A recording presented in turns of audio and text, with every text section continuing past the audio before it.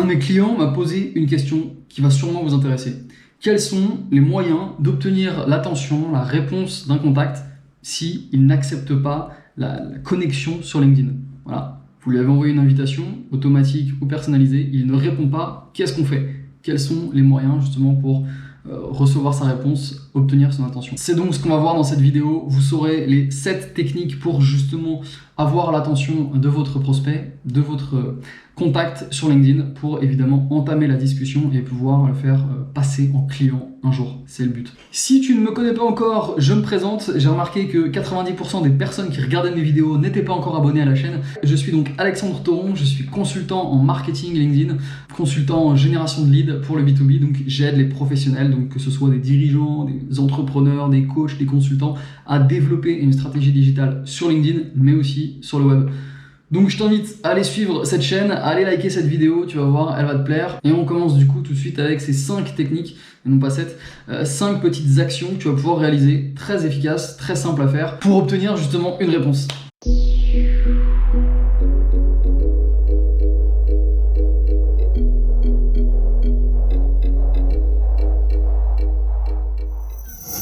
J'ai donc remarqué que vous étiez nombreux à ne pas savoir comment faire sur LinkedIn pour justement discuter avec votre prospect, avec votre contact. Très souvent, quand vous envoyez du coup des demandes, des invitations, donc automatisées ou personnalisées, et je vous conseille d'envoyer des personnalisées, c'est beaucoup plus efficace, ça permet de briser la glace et d'entamer la discussion. Il vaut mieux être proactif et donner exactement le motif de votre message plutôt que de simplement ajouter la personne. Et donc très souvent, quand vous n'avez pas de réponse à ça, et ben vous bloquez. C'est-à-dire que vous avez envoyé votre invitation et ensuite, qu'est-ce que je fais?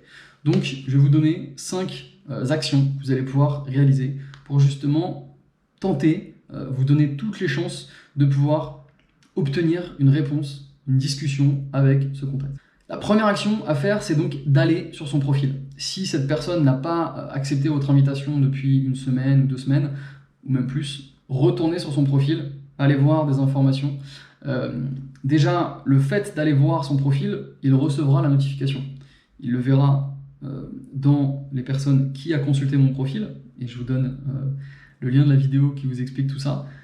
Il verra donc ces informations. S'il a un profil gratuit, c'est les 5 dernières personnes qui ont visité son profil qu'il pourra voir. S'il est sur Premium, c'est en illimité. Il pourra voir toutes les personnes qui sont venues et ce ne sera pas bloqué au bout de 5. Donc, déjà, il y aura une chance qu'ils viennent ensuite voir votre profil. Tiens, quelqu'un est venu me voir, je vais aller le voir. C'est très souvent la réaction qu'on a. Donc déjà, c'est une première notification que vous allez pouvoir lui envoyer. Et ensuite, ça vous permet aussi, évidemment, de voir, tiens, est-ce qu'il n'y a pas quelque chose sur lequel je peux rebondir, une information? Je me souviens que la dernière fois qu'on parlait, il avait évoqué un projet de lancer une entreprise, un projet. Tiens, je vais voir si c'est le cas ou pas. Donc, ce qui m'amène à la deuxième action, c'est d'aller voir si justement il réalise des posts. Allez voir si il a de l'activité sur LinkedIn. Vous avez l'activité, donc c'est ce qu'il va liker, commenter, et ensuite les posts que lui va créer. Donc, allez voir s'il en fait. S'il en fait, c'est tout bénef pour vous. Ça vous permet de rebondir dessus. Vous lisez le post, vous faites un commentaire constructif, vraiment réel, montrez que ça vous intéresse. Évidemment, si vous n'avez rien à dire, bah, ne le faites pas, mais en général, si c'est un de vos clients, si c'est un prospect en tout cas, vous saurez rebondir sur ce qu'il peut raconter. Donc profitez de sa création de contenu pour rebondir dessus, mettre un commentaire. Ça vous permet, encore une fois, de lui envoyer une notification qui va recevoir, tiens, un tel a commenté mon post. La plupart du temps, quand quelqu'un commente un de vos posts, vous avez envie de répondre. Vous avez envie d'aller voir, d'aller liker. Si justement votre commentaire est constructif et que en amont vous avez travaillé votre profil, bien optimisé votre profil LinkedIn, quand il va voir ce commentaire, il verra votre photo, votre titre de profil, et là, si vous avez bien fait le job, il voudra aller voir votre profil. Et donc il verra exactement ce que vous faites, il va se dire tiens mais oui c'est intéressant en fait, je ne l'avais pas accepté il y a 15 jours, il y a 3 semaines, en fait ça m'intéresse, je vais accepter cette connexion, je vais discuter avec lui. Donc voilà, provoquer cette chance en allant aussi rédiger des commentaires sur son post, liker, commenter. Troisième action que vous allez pouvoir faire, ça va être le taguer sur un de vos posts que vous avez fait. Si justement vous êtes par exemple dans la stratégie digitale, dans la communication, community manager, ce genre de choses, vos posts que vous allez faire vont forcément intéresser cette personne. J'imagine que cette personne que vous souhaitez contacter est un prospect. Donc vous savez que vous pouvez l'aider et que vous pouvez lui apporter des solutions. Donc, dans ce que vous racontez dans vos publications régulières sur LinkedIn, forcément il y a des choses qui vont l'intéresser. C'est de la valeur ajoutée dont il va avoir besoin. Donc, lorsque vous publiez des posts, taguez parfois 1, 2, maximum 3 personnes, des prospects qui justement n'ont pas répondu à votre connexion, mais vous savez qu'ils vont être intéressés justement par ce post. Profitez-en. Ne faites pas évidemment des listes à rallonge, c'est insupportable d'être listé avec 15 autres personnes, mais vous ciblez bien 1, 2, 3 personnes max parce que vous savez que ça va leur plaire et que ce ne sera pas un spam non plus. Le fait de les taguer sur ce post, ça enverra du coup encore une notification dans la notification LinkedIn et donc une autre chance d'aller voir ce que vous avez fait et de se renseigner sur vous, d'aller voir votre profil, donc d'accepter la connexion ou d'échanger avec lui. 4e action à faire, ça va être de lui envoyer un email. Vous savez que les emails, c'est les messages que vous pouvez envoyer. Vous en avez 15 lorsque vous avez un compte premium, donc le compte payant. Vous en avez 15 automatiques que vous pouvez envoyer. Mais vous pouvez parfois aussi en envoyer en ayant un compte classique. Ça permet en fait d'envoyer un message donc dans la messagerie LinkedIn à un contact qui n'est pas encore en premier cercle, en première connexion avec vous. Ça permet d'envoyer un message à des personnes qui sont de 2e ou 3e niveau. Donc ils connaissent quelqu'un que vous connaissez, ou bien ils connaissent quelqu'un que vous connaissez par quelqu'un d'autre. Voilà. C'est soit 1 degré, soit 2 degrés. Donc cet email, vous allez pouvoir l'envoyer en étant totalement transparent, en expliquant pourquoi justement vous souhaitez le contacter, parce que vous savez que vous pouvez l'aider, parce que vous vous êtes renseigné sur ce qu'il fait, parce que vous avez déjà aidé d'autres clients dans ce cas-là. Voilà, soyez vraiment transparent, bienveillant, montrez-lui que vous êtes sûr de vous et que vous pouvez l'aider parce que vous l'avez déjà fait et que vous avez eu des bons résultats. Un email, évidemment, il ne faut pas qu'il soit commercial parce que vous allez avoir, la personne, quand elle va recevoir l'email, verra directement email en premier. Donc faites attention, déjà il y a cette connotation commerciale de démarchage, donc n'ayez pas un message commercial derrière, évidemment.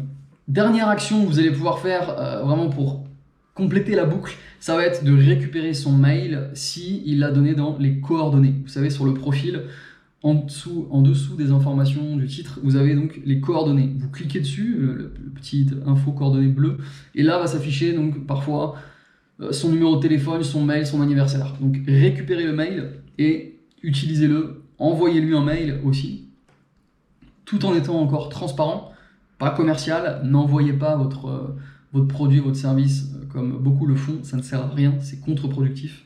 Vous ne connaissez pas encore la personne, il ne vous connaît pas en tout cas.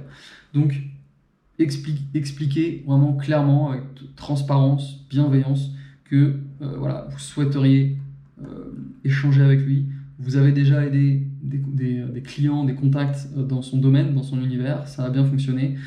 Vous vous êtes intéressé à ce qu'il fait, à son entreprise, rebondissez aussi sur certains éléments, sur des sujets qu'il évoque dans ses publications, qu'il échange. Allez voir aussi ses commentaires, les likes, pour voir un petit peu l'état d'esprit dans lequel il est, le type d'informations qu'il recherche et qu'il partage aussi, pour vraiment faire un mail personnalisé, qui correspond exactement à ce qu'il est, à ce qu'il recherche. Mais aussi, posez-lui des questions, évidemment. C'est vraiment comme dans la prospection sur LinkedIn. Et quand vous échangez avec quelqu'un en messagerie ou au téléphone, il faut s'intéresser à lui. Ouvrez-vous, montrez-lui que vous êtes intéressé par ce qu'il fait, par ce dont il a besoin, et ensuite proposez évidemment votre service parce que vous sentez qu'il y a un besoin. Ne le proposez pas si vous sentez que c'est complètement à côté de la plaque, évidemment. Attention surtout vraiment à ne pas le faire commercial, mais ça permet en effet de rebondir par mail. C'est très efficace les mails. Vous aurez essayé au moins sur LinkedIn et là vous allez pouvoir continuer sur le mail. Donc si je reprends les 5 techniques, c'est aller voir son profil, allez voir ses posts, rebondissez dessus, taguez-le sur un de vos posts parce que vous pensez que ça va l'intéresser, ça va lui permettre d'envoyer du coup à chaque fois les notifications.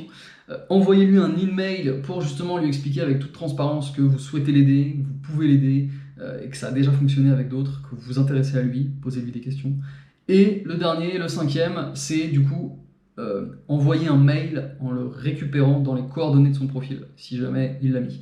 Voilà, avec ces 5 actions, normalement, le fait d'envoyer 5 petites alertes sur ces notifications et en même temps avec un mail, normalement, si vous avez bien fait les choses, évidemment, en fonction du message que vous allez faire et de la teneur de vos propos, montrer que vous êtes bienveillant, que vous vous intéressez à lui, que vous n'êtes pas dans un langage commercial et dans une posture commerciale, mais vraiment de conseiller, d'apporteur de solutions et que vous vous intéressez à lui pour l'aider. Là, normalement, ça devrait fonctionner. Donc, dites-moi dans le commentaire si vous avez d'autres idées, si ça a fonctionné, si vous aussi vous aviez ces problèmes et que du coup, voilà, ça va vous permettre d'avancer là-dessus, d'aller pouvoir récupérer des discussions, d'engager la conversation du coup avec des contacts. Je suis sûr que ça fonctionnera. Moi, c'est ce que je fais, c'est ce que je mets en pratique et ça fonctionne. La plupart du temps, si la personne n'a pas accepté l'invitation, vous allez du coup lui faire plusieurs petites relances. Allez commenter régulièrement ses posts. Vous mettez à chaque fois des petites relances sur quelques jours. Et à force de voir vos conseils et pratiques, de voir que vous apportez vraiment de la valeur ajoutée, il ne pourra qu'accepter. Avant de partir, n'oubliez pas d'aller suivre la chaîne pour encore plus de conseils sur la prospection LinkedIn. Je vous dis à très bientôt. Prenez soin de vous. Ciao!